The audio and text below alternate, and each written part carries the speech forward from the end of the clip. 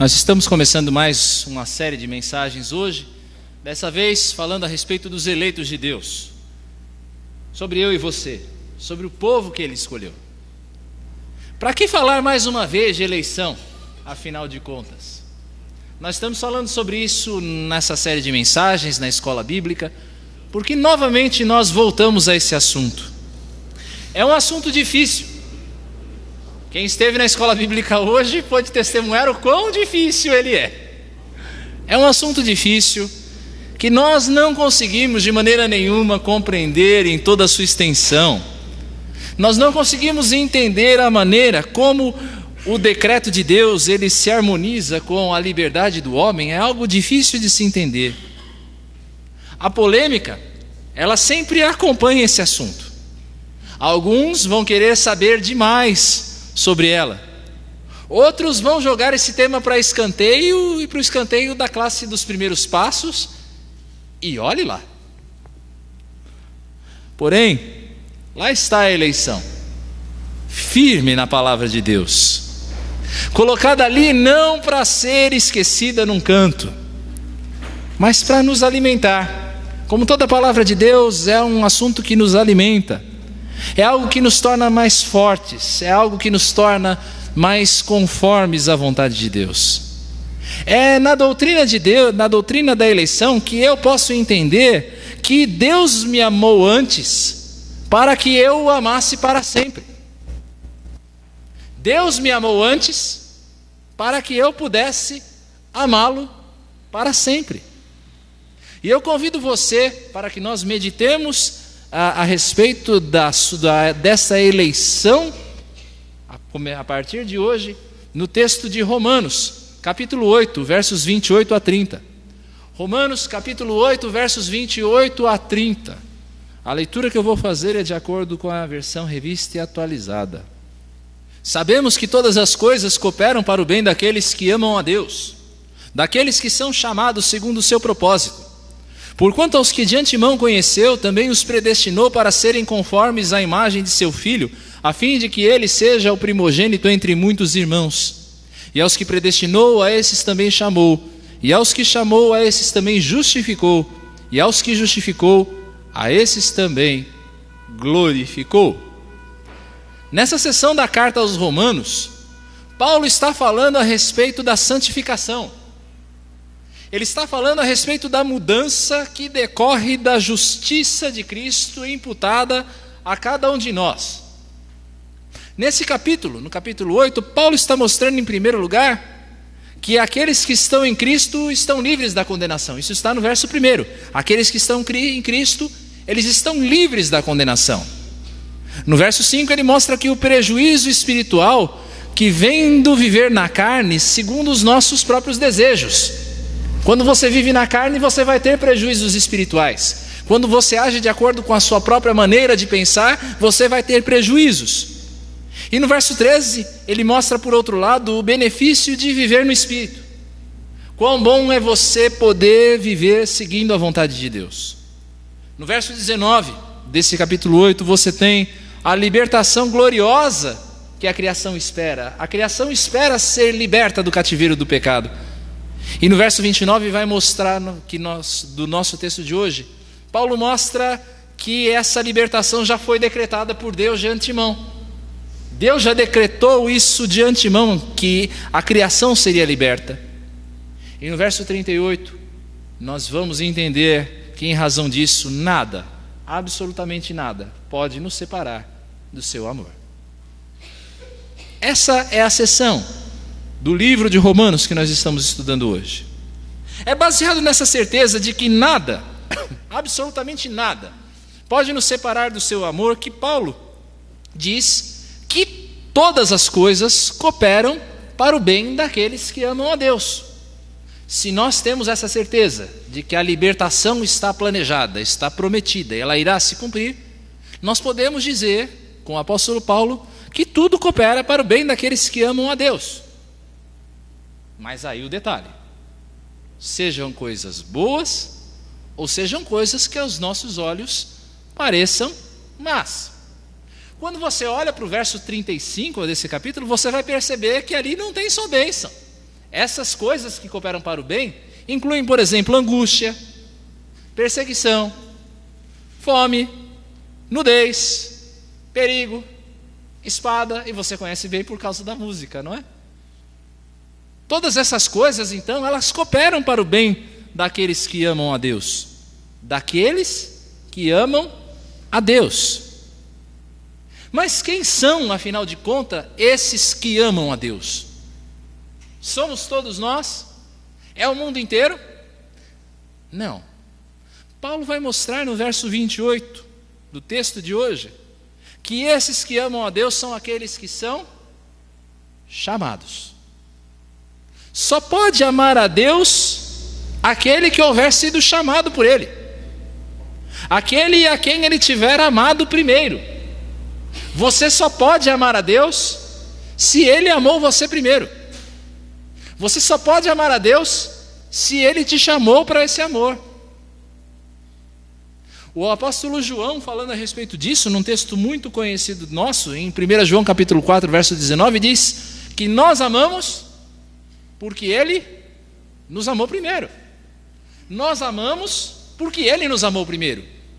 E para esses então que foram primeiramente amados por Deus, todas as coisas cooperam para o bem. Isso vale para você se você ama a Deus. Todas as coisas, sejam elas boas ou más, cooperam para o seu bem. Para esses que foram chamados por Deus, Deus tem um propósito. Deus tem um propósito no seu chamamento.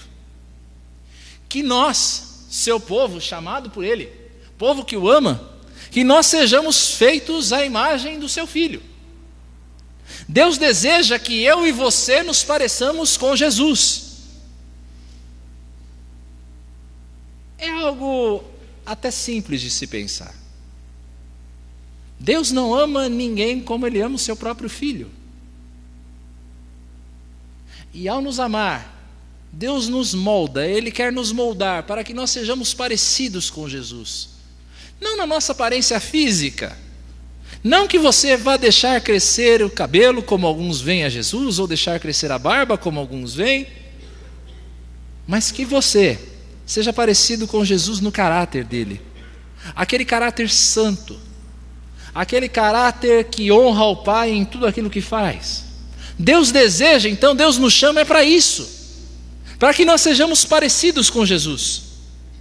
Isso irá se cumprir. Eu e você seremos parecidos com Jesus, não é algo condicional. Nós seremos parecidos com Jesus. Mas isso é um processo contínuo, na verdade. Ninguém pode sair daqui hoje dizendo: não, a partir de hoje eu sou mais parecido com Jesus. A partir de hoje eu resolvi que eu vou fazer tudo o que Jesus faria. Não faça isso. Se você fizer isso, você está no caminho da frustração. O processo de transformação, o processo de você ser moldado à imagem de Cristo, é um processo contínuo. É um processo que começa lá na eternidade, antes da fundação do mundo, e que se dirige também à eternidade, para depois do fim. A nossa eleição, queridos, o nosso chamamento por Deus, é um processo eterno. É por isso que nós falamos que o nosso tema de hoje é uma eleição eterna. É um chamado que começa na eternidade e vai para a eternidade. Deus está trabalhando de eternidade a eternidade para fazer com que nós sejamos mais parecidos com o seu Filho. E de que forma Ele faz isso? Primeiramente, Deus, Ele nos escolhe. Deus nos escolhe. O texto diz que Deus, Ele nos conheceu de antemão. Deus nos conheceu de antemão. Deus nos conheceu antes de todas as coisas. Deus nos conheceu. Será, e isso foi levantado hoje na escola bíblica, será que isto quer dizer que Deus sabia quem viria a crer e se arrepender dos seus pecados? Será que lá na eternidade Deus disse: olha, eu estou olhando para a Beth e eu sei que ela vai se arrepender e por isso eu a estou chamando? Será que é assim que acontece? Eu e você, nós devemos nos lembrar, e nós temos enfatizado isso assim repetidamente aqui, que nós temos que lembrar que a fé, ela é um dom de Deus. Efésios 2:8 diz isso. A fé é um dom de Deus. Nós temos também que lembrar que ninguém pode vir a Cristo se o Pai não o trouxer. João capítulo 6, verso 44. A fé é um dom de Deus, e ninguém pode vir a Deus, ninguém pode vir a Jesus se o Pai não trouxer. Logo, dizer que Deus, Ele nos conheceu de antemão, não quer dizer que Ele nos escolheu por saber quem iria crer nele, ou por saber que eu e você nos arrependeríamos do nosso pecado. Esse negócio de Deus nos conheceu de antemão não é porque Deus, Ele olhou lá na eternidade e disse, bom, o fulano vai fazer assim, assim, assado. Não é assim que as coisas funcionam. Mesmo porque se Deus nos escolhesse por quem nós somos, ou por quem nós seríamos, nós jamais estaríamos aqui. Seja honesto consigo mesmo, ao olhar para a sua vida.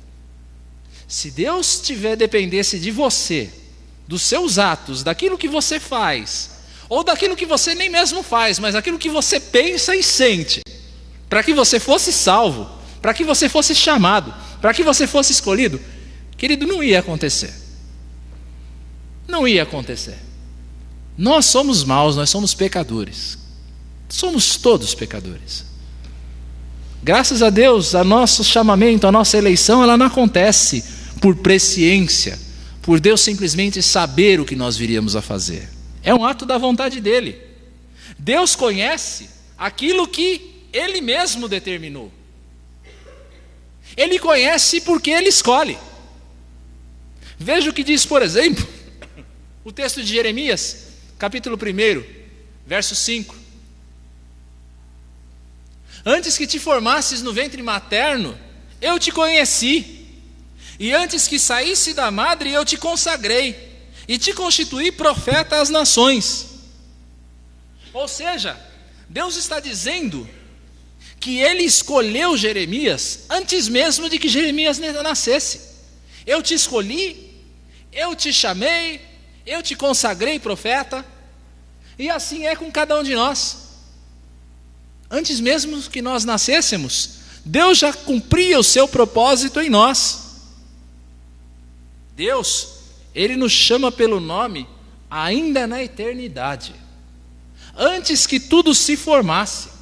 E aí o texto que nós já citamos, de Efésios capítulo 1, verso 4, e bem conhecido de nós, que diz, assim como nos escolheu nele antes da fundação do mundo, para sermos santos e irrepreensíveis perante Ele. Quando é que aconteceu o seu chamamento, meu irmão e minha irmã? Antes da fundação do mundo. Antes da fundação do mundo, queridos. Deus já havia escolhido a você. A você que o ama, Deus já havia te escolhido. Isso é privilégio. Isto é privilégio. Sabe quando você abre lá em Gênesis capítulo 1 e Deus diz, faça-se a luz? Faça-se a luz? É a primeira palavra que a gente ouve da boca de Deus na Bíblia, faça-se a luz. Pois bem, antes de que Ele dissesse, faça-se a luz, Ele disse o teu nome.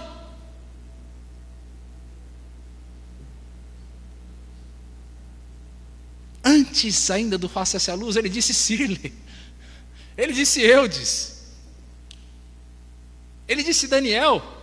Antes ainda da fundação do mundo. E o meu coração, ele só pode se encher de alegria diante desse privilégio. Como Deus, sendo quem Ele é, Senhor do céu e da terra, Criador de bilhões e bilhões de galáxias.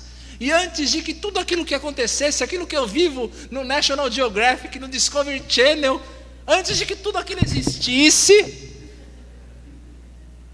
Vocês ficaram na torcida agora. Mas antes que... Tá que nem o Anderson Silva. Antes que tudo existisse, Deus já havia chamado o teu nome. De antemão, portanto, antes da fundação do mundo, Deus nos chama a ser povo de sua propriedade. Deus nos chama para ser seu povo. antes da fundação do mundo, a ser povo dele. E essa eleição, ela tem um efeito prático. Existe um efeito prático na eleição. Deus não somente nos escolhe. Ao nos escolher, Ele também nos predestina. Nos predestina. Predestinar é indicar antecipadamente o destino. Bem óbvio. Predestinar. Destinar antes. Deus indica, ao nos escolher, o nosso destino. Qual é o nosso destino, afinal de contas? Qual é o nosso destino? Deus nos predestina a quê? E talvez a resposta mais simples que você daria é: Deus nos predestina a sermos salvos. Deus nos predestina a sermos seu povo. Deus nos predestina ao céu. Talvez essa fosse a sua resposta mais básica e direta. E não é que ela esteja errada, mas eu quero chamar a sua atenção ao nosso texto. Deus nos predestina para que nós fôssemos moldados à imagem do seu Filho. Deus já determinou que haverá o dia em que o nosso destino é ser parecidos com Jesus. É muito mais do que simplesmente predestinar para céu e inferno. É nos preparar. Deus nos predestina para nos preparar, nós que o amamos, porque Ele nos amou primeiro, para a vida eterna. Deus, Ele nos prepara de antemão para a vida eterna. Isso é predestinar. Não é simplesmente, ok, passa, próximo para o céu. Não. É porque Deus, Ele sabe que você vai se parecer com Jesus. Ele sabe que você vai se parecer com Jesus. E por isso Ele já te garantiu o céu. Deus, Ele nos criou a sua imagem e semelhança. É fato. Deus nos criou a sua imagem e semelhança. Mas algo aconteceu no meio do caminho. O pecado corrompeu essa imagem. Não é que eu e você não tenhamos mais a imagem e semelhança de Deus. Nós temos, mas essa é uma imagem corrompida, é uma imagem distorcida. E imagem distorcida não pode entrar no céu. A imagem distorcida não pode entrar no céu. Era preciso que Deus agisse para restaurar essa imagem. É preciso uma mudança. É preciso conhecer a Jesus. É preciso parecer-se com Ele. Jesus, Ele é o modelo. Jesus é o modelo. Jesus, Ele é o protótipo do homem do céu. Ele é um protótipo, Ele é um modelo do homem do céu. Ele é o padrão para o qual Deus vai olhar para Jesus. Ele vai olhar para você e dizer: esse se parece com o modelo, então esse passa no meu controle de qualidade. E se não passar no controle de qualidade, desce. Jesus é o modelo. Deus, Ele quebra a nossa vida manchada pelo pecado e Ele a refaz. Deus, então, Ele quebra esse vaso antigo e o faz em vaso novo. Você lembra da música? Eu quero ser, Senhor amado, como um vaso nas mãos do oleiro. Quebra minha vida e faz-a de novo. Eu quero ser. Eu quero ser um vaso novo. É isso que Deus faz. Deus nos predestina a sermos quebrados e refeitos à imagem de Cristo. É o que nós certamente seremos, um vaso novo, aperfeiçoado à imagem do Filho a quem Ele ama. Essa conformação, essa mudança, a imagem de Cristo é algo eterno, é algo definitivo, é algo que irá acontecer, é algo que se cumprirá, mas é algo que se manifesta no dia a dia, é algo que acontece no poder do Espírito cotidianamente. Dia a dia nós vamos sendo moldados, dia a dia nós vamos sendo transformados, segundo a imagem de Jesus Cristo. Não é simplesmente que agora Deus vai arrebentar você aqui e você vai sair daqui novo, Não, isso é um processo contínuo de mudança, ao qual nós chamamos de santificação. Paulo fala a respeito disso em 2 Coríntios capítulo 3, verso 18, quando diz: e todos nós, com o rosto desvendado, faltou um pedacinho, e todos nós com o rosto desvendado, contemplando como por espelho a glória do Senhor, somos transformados de glória em glória na sua própria imagem, como pelo Senhor, o Espírito. Dia a dia nós vamos sendo transformados à imagem de Jesus Cristo, dia após dia. Pela santificação, eu e você, nós vamos cumprindo aquilo que foi determinado por Deus na eternidade, até o dia em que essa transformação seja perfeita. Nós vamos sendo transformados dia a dia até que essa transformação seja perfeita. Deus, Ele nos escolheu, Deus nos predestinou antes da fundação do mundo. Isso é na eternidade. Mas há um momento em que esse plano, há um momento em que esse propósito maravilhoso, ele entra na nossa história quando Deus nos chama. Na eternidade Deus nos chamou, na eternidade Deus nos escolheu, na eternidade Deus nos predestinou a sermos parecidos com seu Filho antes da fundação do mundo. Mas chega um momento na nossa história em que Ele nos chama. Jesus prometeu que ao subir ao céu, Ele nos atrairia para si. Está lá no Evangelho. Ao subir ao céu, Deus nos atrairia para si, Jesus nos atrairia para si. Ele faz isso por meio do Espírito Santo. O Espírito que nos dá um novo coração. O Espírito que nos convence do pecado, da justiça e do juízo. O Espírito que nos chama por meio da sua palavra, que entra no nosso coração e que frutifica para uma nova vida. É o Espírito Santo que faz isso, nesse chamado de Deus.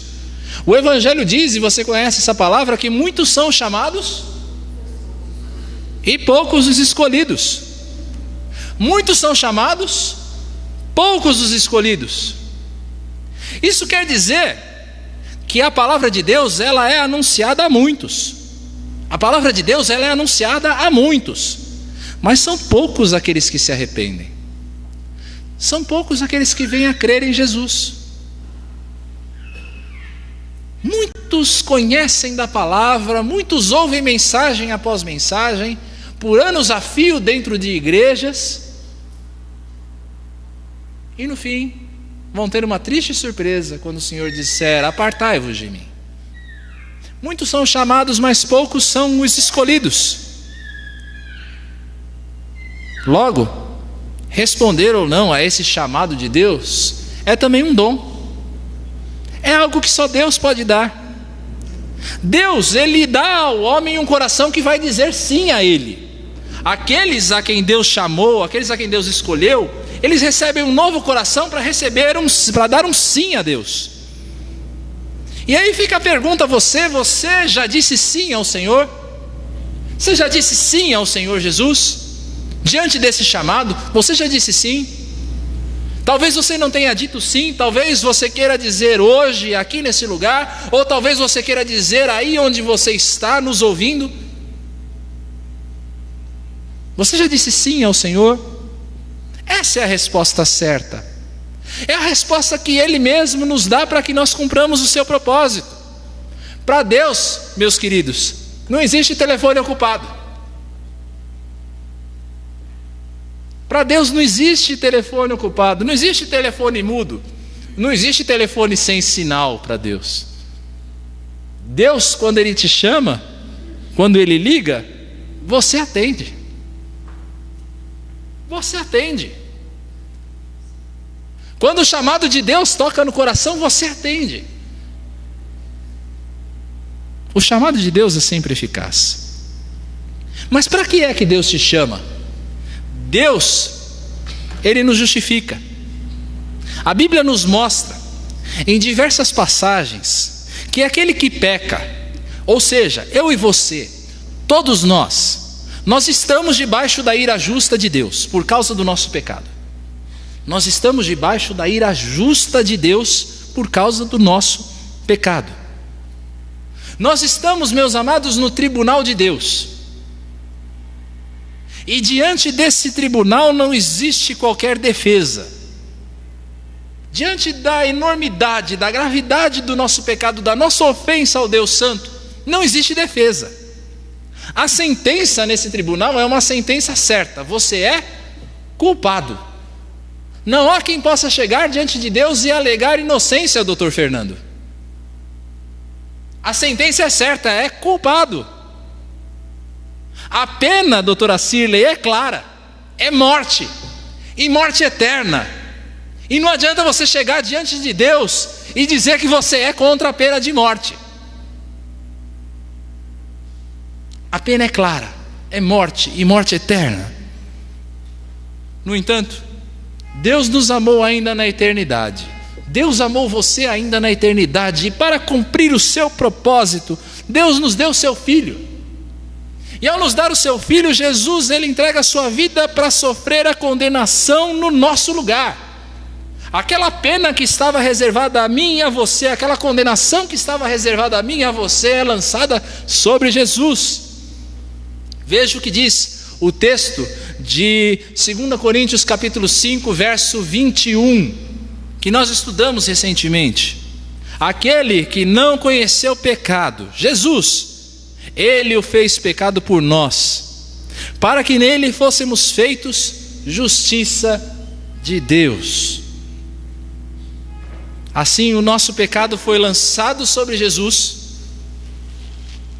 para que a sua justiça fosse lançada sobre nós. É por isso que, como diz Paulo no início desse capítulo, do capítulo 8, não há mais nenhuma condenação para aqueles que estão em Cristo Jesus. Não há nenhuma condenação mais para aqueles que estão em Cristo Jesus, porque Jesus, ele já pagou o preço, e a justiça dele foi lançada sobre mim e sobre você que cremos. Amém? Você crê nisso?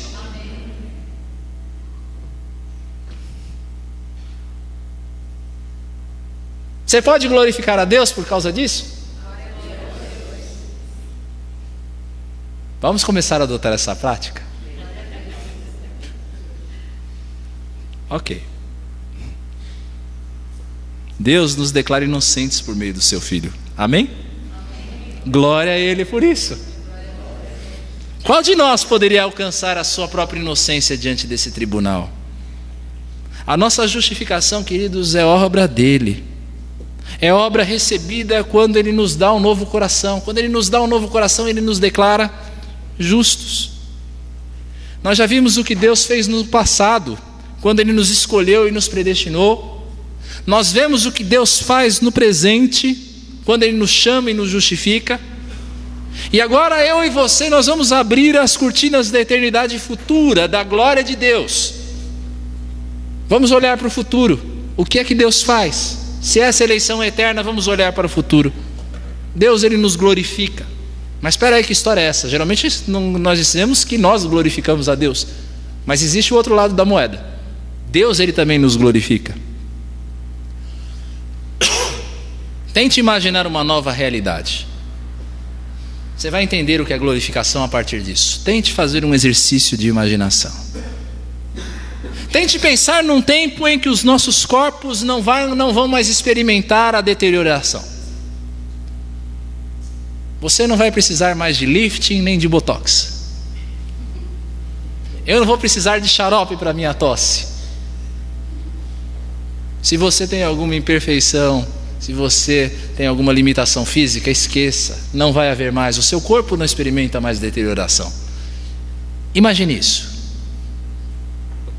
Imagine um tempo em que as nossas mentes vão apenas pensar naquilo que é puro, justo e bom.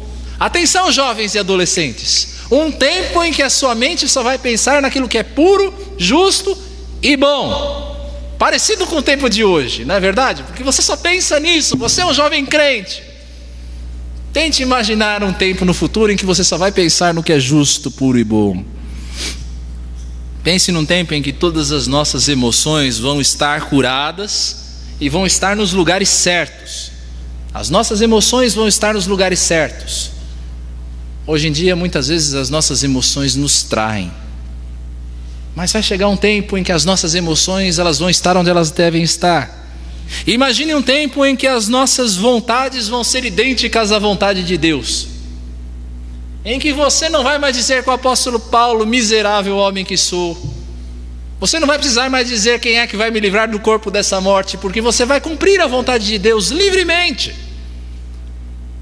Você consegue imaginar a dimensão disso? Você consegue imaginar o que é esse tempo? E qual a consequência dele para a nossa vida eterna? Se você não consegue imaginar quão grande é isso, eu te digo uma coisa: Deus já imaginou.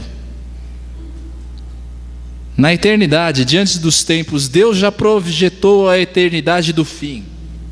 Antes da fundação do mundo, Deus já projetou o dia em que eu e você vamos ser como o Filho de Deus é. Deus já viu na eternidade como é o Rui glorificado, como é o Rui parecido com o Filho de Deus.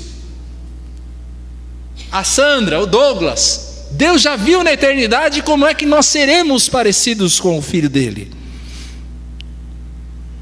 A glorificação, queridos, é o fim da santificação. É o fim dessa corrente da redenção. Quando Deus então vai nos trazer novamente ao centro da sua vontade.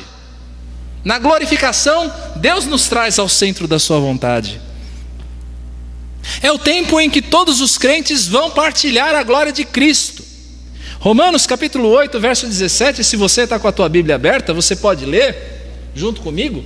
Romanos 8, 17 diz assim: ora, se somos filhos, somos também herdeiros, herdeiros de Deus e co-herdeiros com Cristo. Se com Ele sofremos, também com Ele seremos glorificados. Do mesmo modo em que Cristo sofreu aquilo que nós sofremos, segundo Hebreus, nós também experimentaremos a glória que Ele mesmo tem junto do Pai. Bendita esperança que nos leva adiante. Que bendita esperança é essa, que nos ajuda a suportar as dores do presente, que nos anima o coração no meio da fraqueza.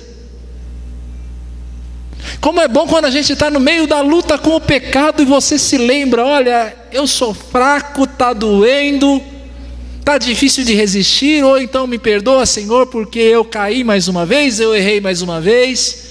E aí você pode se lembrar que isso não é algo eterno. Eterno é a disposição de Deus em tornar você parecido com o seu Filho Jesus Cristo. Amém? Amém. Nós concluímos, portanto, que Deus tem um propósito eterno para nós, povo dele. Deus tem um propósito eterno para você, povo dele. Você pode repetir isso? Deus tem um propósito eterno para mim. Você pode repetir?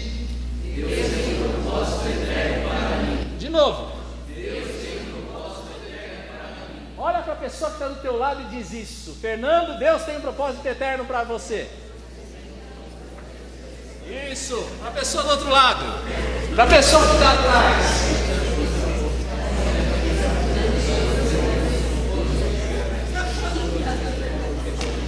Deus tem um propósito eterno para você.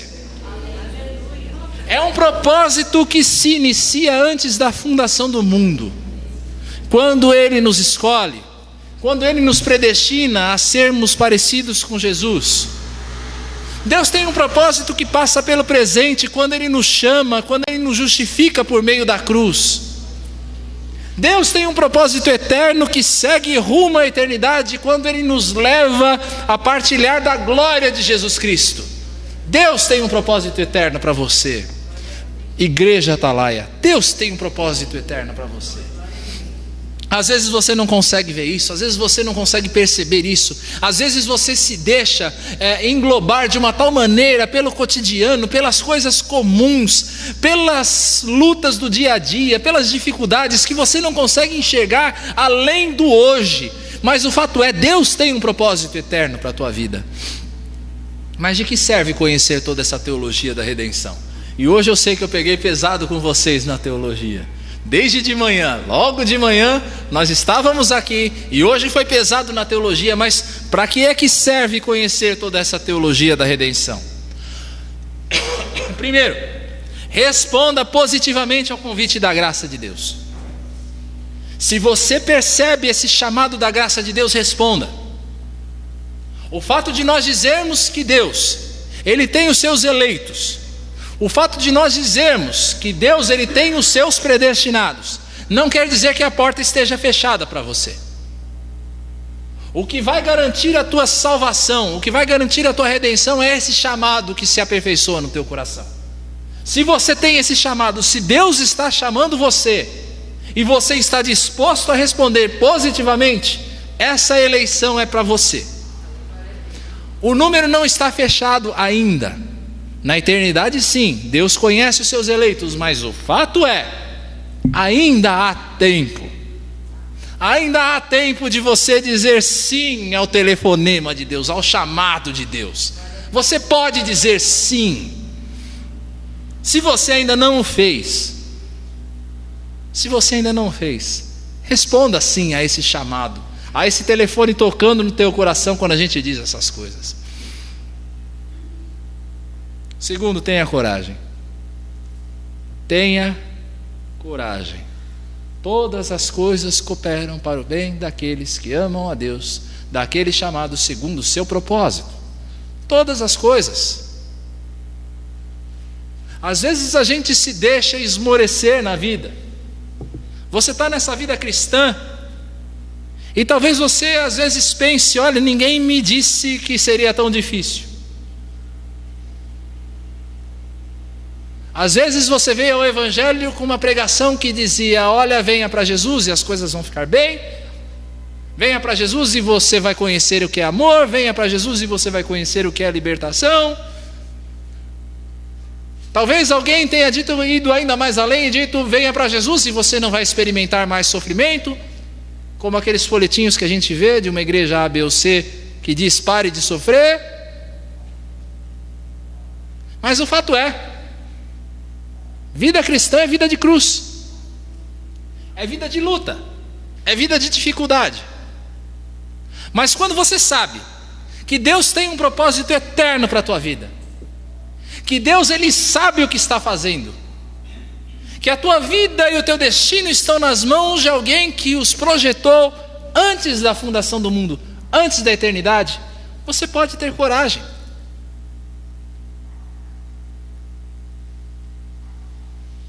Sabe aquela coisa de quando... Hoje eu estou UFC demais, mas enfim, quem mandou ficar acordado até tarde para ver a luta ontem, né? Essa disposição de que daquele lutador que entra no ringue e ele fica pulando, ele fica ali preparado, é isso, é assim que eu gostaria de ver você saindo daqui hoje. Não pulando, por favor, não é isso, mas essa disposição de leão, de mostrar os dentes para a vida e dizer: eu vou enfrentar a vida com coragem, porque eu sei que Deus controla o meu destino. Tenha coragem, seja corajoso, ande com certeza da salvação.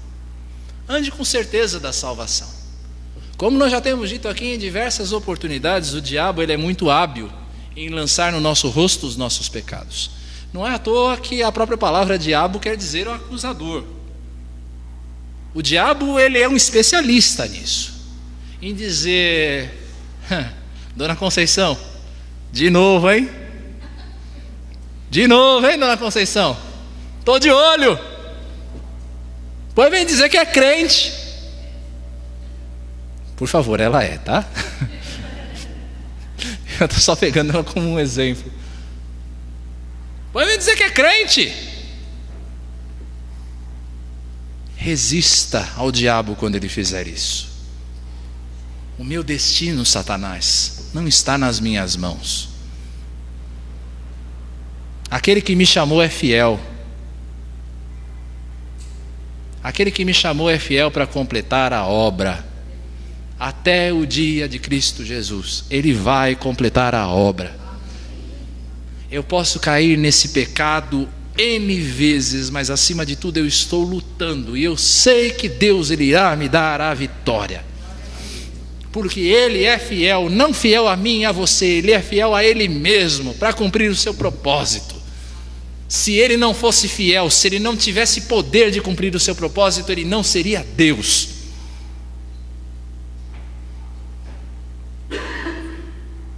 Mas há o outro lado, e eu quero chamar a sua atenção para isso.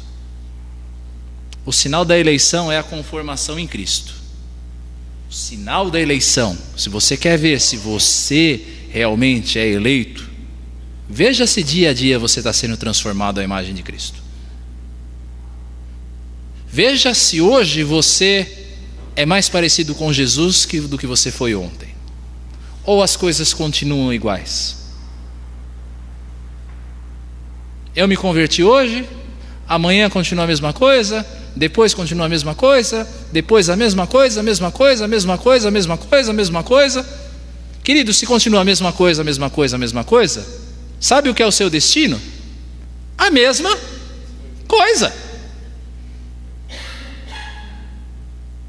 O seu destino muda, sob o ponto de vista humano, porque você muda, porque Deus muda você. Agora, se não tem mudança, se você é o mesmo hoje que você era há 10 anos atrás, cuidado. Cuidado. Veja se não está na hora de você voltar e atender o telefone de Deus, e agora de verdade. Se você não está pronto a responder sim ao Senhor novamente. O sinal da eleição é a conformação em Cristo. Se não há mudança, a tua eleição é questionável. Queridos, Deus nos chamou com uma eleição eterna. Eterna. E o propósito dele não pode ser frustrado. Saia daqui hoje rangendo os dentes, preparados para a luta da semana. Para que semana que vem você chegue aqui e disse: olha, diga a si mesmo, e diga diante de Deus, e diga para os teus irmãos, e diga no grupo pequeno: olha, essa semana está sendo uma semana de vitória, eu estou vivendo o propósito de Deus na minha vida. A minha esperança é que todos nós possamos dizer isso. Eu, você, todos nós possamos dizer, na semana que vem, quando a gente voltar aqui para falar mais uma vez sobre eleição, a gente possa dizer: olha, eu estou cumprindo o propósito de Deus na minha vida.